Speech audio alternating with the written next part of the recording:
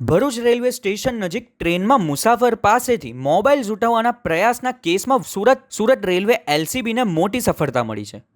Panoli station નજીક બનેલી ઘટનામાં મુસાફરનું ટ્રેન નીચે આવી જતા કરુણ મોત થયું હતું. પોલીસે સીસીટીવી અને હ્યુમન ઇન્ટેલિજન્સના આધારે 2 આરોપીને ઝડપી પાડ્યા છે. ભરૂચ રેલવે પોલીસની હદમાં ટ્રેનમાં મોબાઈલ ઝૂંટવવાના પ્રયાસ દરમિયાન મુસાફરના મોતના કેસમાં પોલીસે ગુનોનો ભેદ ઉકેલી નાખ્યો છે. ઘટના 4 ઓગસ્ટના રોજ પાનોલી સ્ટેશન નજીક બની હતી. જયપુર બાંદ્રા ટ્રેનના દરવાજા પાસે બેઠેલા મુસાફર અશોક ગુર્જરનો મોબાઈલ ઝૂંટવવાનો પ્રયાસ કરવામાં આવ્યો હતો. આ દરમિયાન અશોક ગુર્જર ટ્રેનની નીચે આવી જતાં તેમનું કરુણ મોત નીપજ્યું હતું.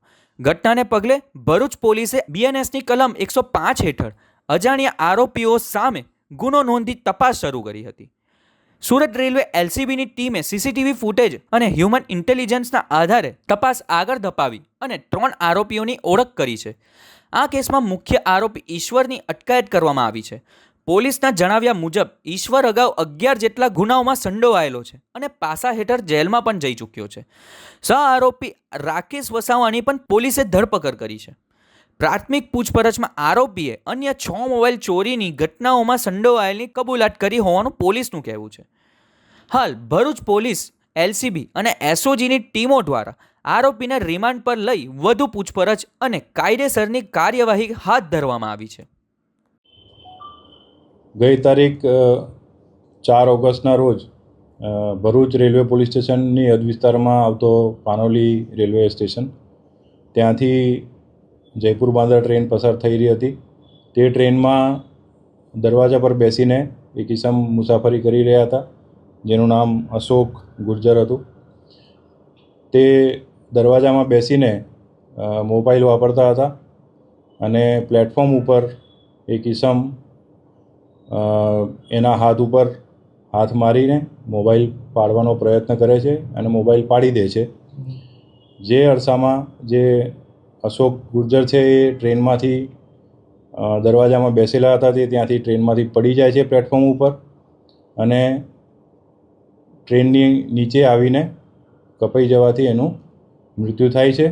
જે બાબતની જાણ ભરૂચ રેલવે પોલીસને તેમજ અમને બધાને થતાં આ કામે ફરિયાદીના જે મરણ જનાર છે એના સંબંધીઓની શોધખોળ કરી એમનો સંપર્ક કરી એમની ફરિયાદ લઈને ભરૂચ રેલવે પોલીસ સ્ટેશનમાં અજાણ્યા આરોપીઓ વિરુદ્ધ બીએનએસની કલમ 105 મુજબ ગુનો નોંધવામાં આવેલ. સદર ગુનો જે છે એ 10 વર્ષથી આજીવન કેદ સુધીની સજાની જોગવાઈવાળી કલમો એમના લગાવવામાં આવી છે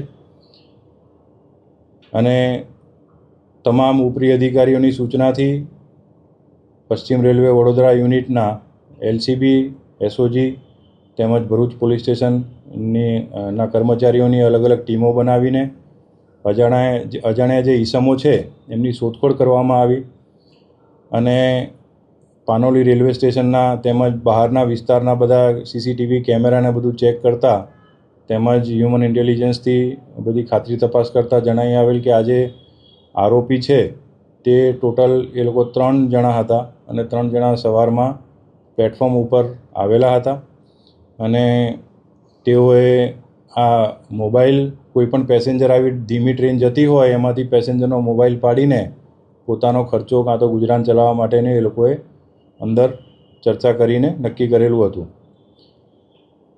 જે આરોપીઓ છે એમના સીસીટીવી ફૂટેજ પરથી એમની ઓળખ કરવા માટે થઈને અલગ અલગ દિશાઓમાં તેમજ સમગ્ર સુરત ડિવિઝનમાં, વડોદરા ડિવિઝનમાં, રતલામ, દાહોદ સુધી અને આ બાજુ તમારે નંદુરબાર, વ્યારા સુધી તેમજ વાપી સુધી જેટલા પણ ટ્રેનમાં ફરતા ફેરિયાઓ છે તેમજ જે અન્ય પ્લેટફોર્મ ઉપર જે વેન્ડર્સ છે એ બધાની પૂછપરછ કરીને તેમજ અન્ય જે ડેલી મુસાફરો છે એમની પૂછપરછ કરીને આ આરોપીની ઓળખ કરવામાં આવી. જેમાં જે મુખ્ય આરોપી જે છે તે નામે ઈશ્વર છે, એની ઉપર એની ઓળખ થયેલ છે.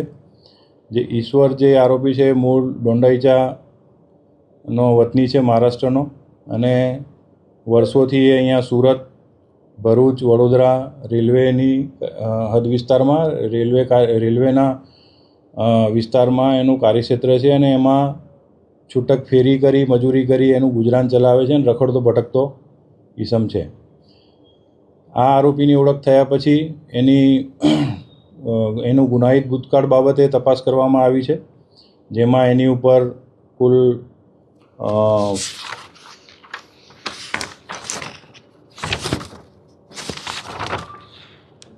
11 જેટલા ગુના ભૂતકાળમાં નોંધાયેલા છે.